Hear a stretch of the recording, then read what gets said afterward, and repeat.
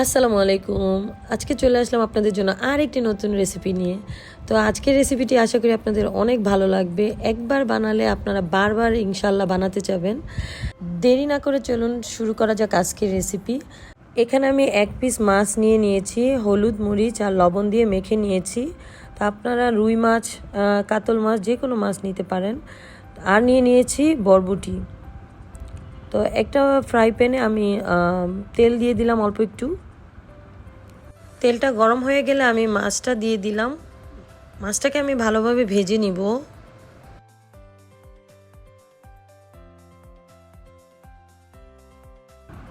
আমার মাছ ভাজা হয়ে গিয়েছে।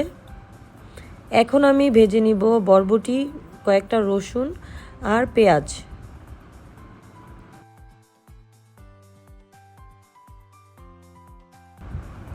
ভালোভাবে ভেজে নিতে হবে। এই পর্যায়ে চুলার আঁচটা মিডিয়াম লো আঁচে রাখতে হবে। আস্তে আস্তে যাতে সফট হয়ে যায় সেইভাবে ভেজে নিতে হবে। আমি একটু নাড়াচাড়া দিয়ে নিচ্ছি। তো আমার ভাজা শেষ।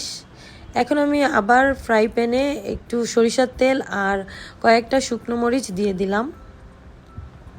শুকনো মরিচগুলো আমি ভেজে নিব ভালোভাবে।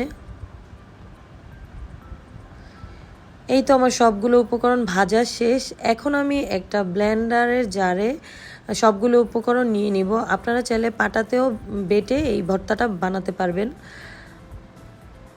সাথে আমি ধনেপাতা দিয়ে দিচ্ছি। তো এখানে আমি সবগুলো উপকরণ দিয়ে দিচ্ছি।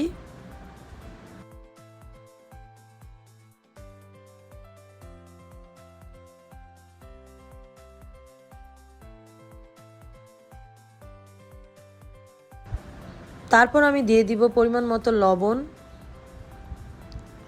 লবণটা আপনাদের স্বাদ অনুযায়ী আপনারা দিতে পারেন। ব্লেন্ড করে নেওয়ার পর ভর্তার ফাইনাল লুকটা এইরকম আসছে।